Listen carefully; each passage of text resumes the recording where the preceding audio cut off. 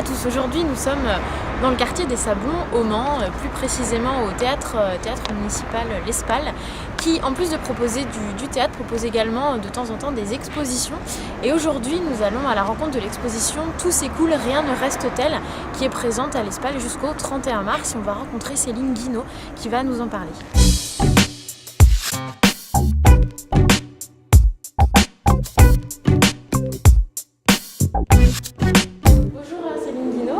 Bonjour Laura. Donc nous sommes ici au théâtre de l'Espal, alors qui est un théâtre mais qui est aussi un lieu d'exposition, et vous accueillez ici jusqu'au 31 mars prochain l'exposition donc on a ici qui regroupe des œuvres en fait du FRAC, des Pays de la Loire, qui est le Fonds régional d'art contemporain. C'est ça. Pourquoi avoir choisi Alors déjà la première question quand même, c'est est-ce que ces œuvres font partie de la collection du théâtre de l'Espal, ou est-ce que c'est des œuvres qui viennent vraiment du FRAC uniquement? Alors c'est des œuvres qui viennent essentiellement du FRAC, qui existe depuis les années 70 dû à la décentralisation de Malraux, et ils ont acheté des œuvres depuis la création du FRAC à Carquefou, et ils ont 1400 œuvres dans leur fonds, et nous on en a juste 20. On en a sélectionné 20 avec eux autour de la thématique du temps. Donc ici, il n'y a absolument aucune œuvre qui nous appartient, c'est un fonds public, celui détenu par le FRAC. Non, on a juste une, c'est la performance de William Hunt, qu'il a fait le soir du vernissage, où on a un masque. Pour le coup, ce masque-là, William Hunt nous l'a offert. Donc c'est la seule œuvre qui nous appartient à l'Espal. Tu vas d'ailleurs nous montrer, tout à l'heure. Ouais, donc tu es ici médiatrice culturelle, tu as participé au choix des œuvres, et comment ça s'est passé en fait le choix? Pourquoi avoir choisi telle œuvre plutôt qu'une autre? Alors, ce choix-là, il s'est fait donc en lien avec Laurence Gâteau, qui est la directrice du FRAC, et Vanina Andréani, qui est la commissaire de l'exposition, Harry Rosneau, qui est le directeur de l'Espal, et Aurélie Rousseau, qui était en poste à l'Espal. Ils ont travaillé depuis l'année dernière au choix des œuvres autour de cette thématique du temps.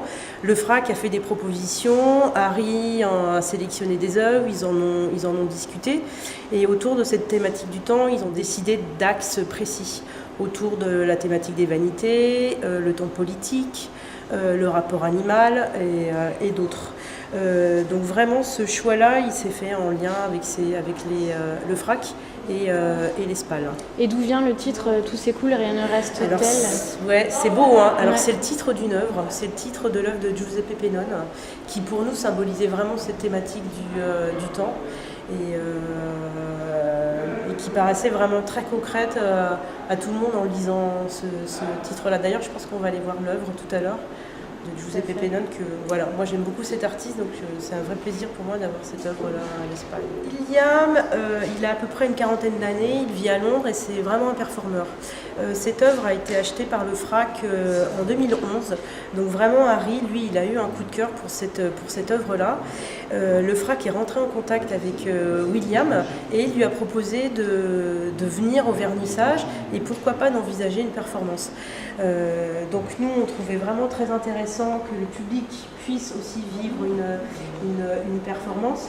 Donc avec lui, on a essayé de réfléchir ensemble à ce qu'il pourrait proposer, et il a vraiment eu envie de proposer un peu pas un copier-coller de ce qu'il avait fait, parce que ça a été dans un lieu particulier, alors que là c'est dans une salle de théâtre, mais sur le principe où il se met en danger, il a une expérience de vie et de mort, où il se contraint le visage, il s'enduit le visage de plâtre qui durcit assez rapidement, et la performance s'arrête au moment où son souffle est sur le point de s'arrêter, où il est sur le point de tomber dans les pommes, parce que voilà, lui, il est son œuvre, et il veut faire cette expérience-là d'aller au bout, et de cette finitude, de ces vanités, de ces peintures de la Renaissance du XVIIe siècle. Et quelles sont les réactions des gens face à une performance comme ça, où justement l'artiste se met totalement en danger? Alors, concrètement, dans la salle, il y a des gens qui sont sortis, parce que peut-être qu'ils ne s'attendaient pas à voir ça. Qu'est-ce que c'est qu'une performance? Qu'est-ce qu'il est en train de faire? Il s'enduit de visage de plâtre, qu'est-ce que ça veut dire? Certains sont restés, on était très attentifs. Pour moi, en tout cas, j'étais très attentif à son souffle, À un moment donné, je commençais à suivre son souffle en hyperventilation, on l'entend avec l'harmonica. On voit quand même des images apparaître avec cette corolle, il y a quelque chose de l'ordre d'une icône religieuse un petit peu qui se met en route. Il y a aussi cette dimension du temps où, pour le coup, on est tellement attentif à ce qui se passe que le temps s'écoule un peu au ralenti. Voilà, donc on a eu différentes réactions de gens très emballés, d'autres un peu moins, d'autres qui voulaient voir une autre expérience de William Hunt, qui ne s'attendaient pas à ce que ce soit celle qui est présente dans le FRAC, mais une autre. Donc voilà. Mais on peut regarder le masque. Le masque. Avec la fameuse corolle et puis l'harmonica qui permettait de se ventiler. Voilà, tout à fait. Et on voit toutes les traces de son visage, hein. Les yeux, le nez, les cheveux. Donc, voilà. De l'autre côté, c'est assez... on voit très très peu de choses, c'est vraiment le plâtre brut. Donc c'est un visage assez déformé. Puis c'est assez épais en plus. Ouais, c'est très très épais et c'est assez lourd. On n'est pas face à un tableau, on est en train de vivre avec l'artiste quelque chose. Je trouve que l'œuvre qui se construit en direct. L'œuvre qui se construit en direct, où elle se construit parce qu'on est là, on est présent, on est à l'écoute, on regarde. Et puis après, qu'on comprenne ou qu'on ne comprenne pas, je pense que le sens n'est pas toujours immédiat. Mais moi, j'aime bien que ça me fasse aussi un petit peu réfléchir, qu'on me fasse un petit peu travailler, qu'on me demande un effort pour comprendre une œuvre. Et tu as d'autres œuvres à nous montrer de cette expo, d'autres coups de cœur? Tout à fait. On va aller voir.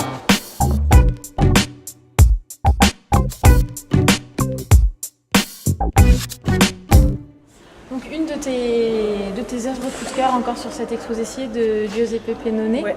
Est-ce que tu peux nous parler un petit peu de cette œuvre-là? Alors c'est l'œuvre qui s'appelle Rien ne reste tel, tout s'écoule. C'est le titre de l'exposition et c'est le titre de l'œuvre de Giuseppe Pennone.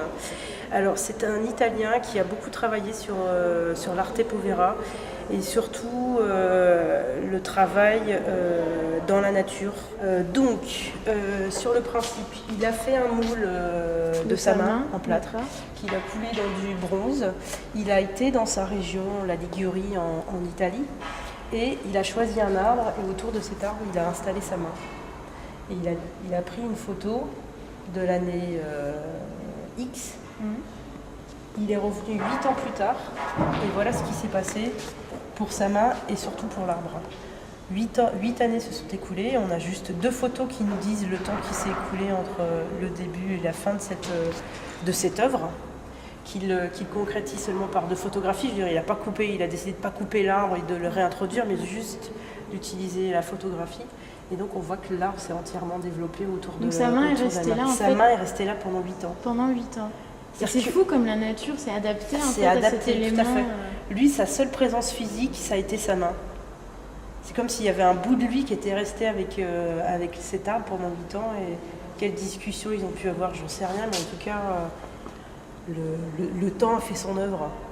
Le temps a fait son œuvre. Du coup, là, c'est ton dernier coup de cœur et c'est, comme tu nous disais tout à l'heure, des photographies assez particulières qui ont vraiment un lien étroit avec le théâtre. Tout à fait. Et là, on a des photographies de Gerard Byrne, on en a 3.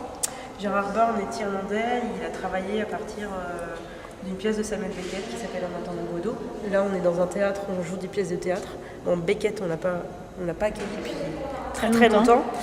Mais voilà, la pièce commence où Beckett écrit qu'il y a un arbre. Donc Gerard Byrne, il a eu cet arbre en tête et il s'est demandé quel a pu être cet arbre en réalité qui a pu inspirer Beckett. Donc il s'est baladé en Irlande avec tout son matériel photo, des projecteurs, des mandarines, des gélatides, et il a choisi des arbres et il a fait toute une construction autour en termes de lumière. On retrouve tous les procédés de lumière qu'on retrouve dans une salle de théâtre.